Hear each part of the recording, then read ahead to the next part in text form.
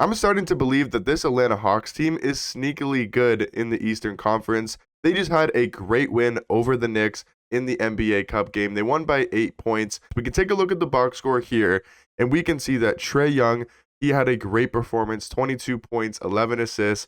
On maybe not the best efficiency for Trae, he shot 8 of 22 from the field and 2 of 8 from the three-point line. So not a great efficiency night from Trae Young, but still good stats wise. I thought Jalen Johnson, he played amazing. He had 21 points and 15 boards, and he also wasn't that efficient. This was more of a defensive game, at least it looked like. So was the Rockets and the Warriors game, because these are NBA Cup games. These players are treating it like it's the playoffs and taking it very competitively. So the defense looks like a playoff game, the energy and the intensity, especially because it was in the Garden.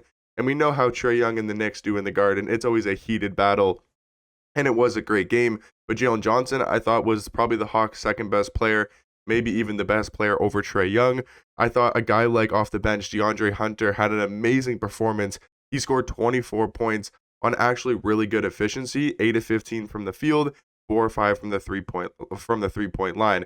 So this Hawks roster actually looked very deep, and their bench gave them good minutes and good, scoring minutes off the bench. Right, you also had their backup center, whose name I can never pronounce, Onyeka Okongwu, I think is how you pronounce it. He had 12 points, also had 11 rebounds.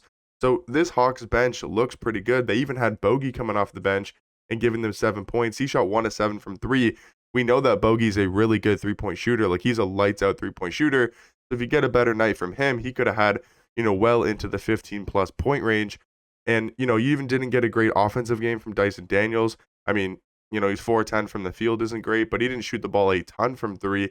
But overall, I mean, Zachary Richardson, he had a bad game. Like, he was 0-4 from 3, 1-8 from the field, and you still were able to pull away in the Garden, on the road, in the NBA Cup game, and beat the New York Knicks. So a very impressive win from the Hawks. The record now jumps up to 14-12 in the Eastern Conference. And if we quickly check out the standings here in the East, that now puts them to the 7th seed, right? They're only a couple games behind teams like the Heat and the Bucks, and they're not too far behind a team like the Knicks. So realistically, I think we could see this Hawks team finish in the playoffs. I mean, I don't think the Heat are going to stay as a top 6 seed in the East. I'm not sure if Philly's ever going to get there. I'm not sure if Indiana Pacers are ever going to get there. So for me, I think I swap out the Heat and the Hawks, kind of, maybe put the Bucks at 5 and the Hawks at 6, is where I think they could realistically finish in this Eastern Conference. And with how they've been playing and the good teams they've been beating, they beat the Cavs twice about a couple weeks ago when I'm recording this video. They just beat the Knicks. They've been beating very good opponents, as well as also just having a solid record. I would like to see the record do a little bit better, but they are starting to play a lot better in their last 10 games. They are 7-3. But if you're facing this Hawks team in the first round, let's say you're the Magic that finishes the 3 seed or the Knicks that finishes the 3 seed, the Hawks are not going to be an easy out, especially for most teams in the East besides the Celtics. I mean, every other team, even against the Cavs, they beat the Cavs twice already this season in back-to-back nights. That would be a very hard matchup for the Cavs. Orlando, I think, would struggle against the Hawks and just their offense and their overall size with guys like Dyson Daniels, Risha Shea, Jalen Johnson, their good center depth, right?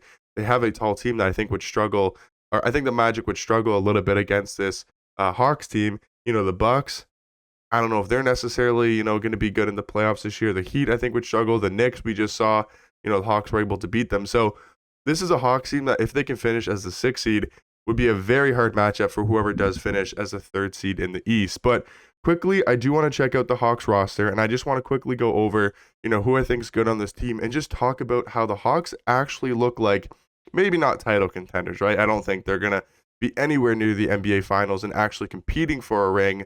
But this is a Hawks team, like I said, I think are sneaky good and are going to be a tough out in the playoffs. We take a look at their roster, and I think they're sort of underratedly deep. I think they have a good 8, maybe 9-man roster, right? I think a Bogey, he's a lights out shooter. Maybe didn't have a great game in that NBA Cup game, but I have faith in Bogey. We know what he can do offensively.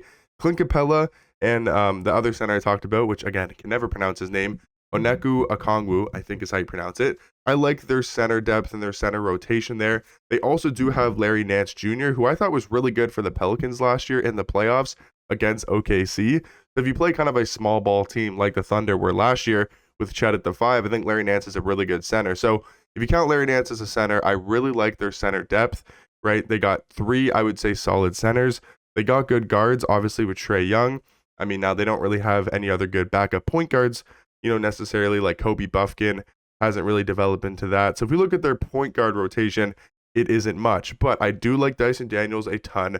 I think he's having maybe not an all-star caliber season, but he's going to be up there in Defensive Player of the Year alongside guys like Victor Wembanyama just because of how many steals he's averaging per game. I believe he's still leading the league in steals at a ridiculous amount. He's got good frame to play good defense against those smaller guards while also being able to switch on to wings and bigs and still be an elite defender.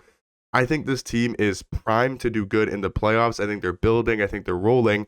And like I've said many times in this video, I will not want to play the Hawks in the first round of the playoffs. Jalen Johnson, I think, is having an all-star caliber season. I mean, he's averaging a 20-point triple-double. He's averaging a 20-point double-double, but it's not like his assists are that far off a triple-double. I believe he's averaging like 5 or 6 assists per game, and he is very versatile at that power forward or small forward position, wherever you do want to run him. Reece Shea, I mean, he was a number 1 overall pick. If he can develop into anything good for this squad in the next couple years, I think they actually do have a solid core here. Now, Trae Young, I think, could use some help. I mean, he doesn't have another all-star caliber teammate, but I think he's got some good role players around him. I mean, DeAndre Hunter, he just had that 24-point performance off the bench against the Knicks, and I feel like he's a good scorer, in some games. Like, I feel like he's not a consistent scorer, but he can have those games where he just gets red hot from 3 and just gets, red hot in general and can score the ball very efficiently. So all around, I mean, is this Atlanta Hawks team going to make serious noise in the Eastern Conference come playoff time? Most likely not. But I do think this is a Hawks team that looks sneakily good and I think could be competitive in the playoffs and are not going to be an easy out, especially in a 7-game series. They're going to make you fight to probably at least Game 6 or Game 7 because of Trae Young and just this entire roster with how they do perform in the playoffs.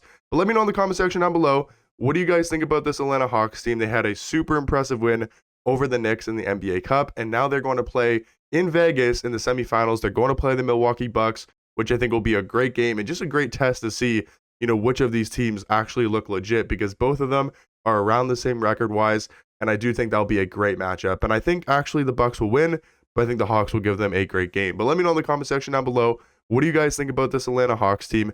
Let me know all your thoughts and opinions down below, and I'll catch you guys in the next one. Peace.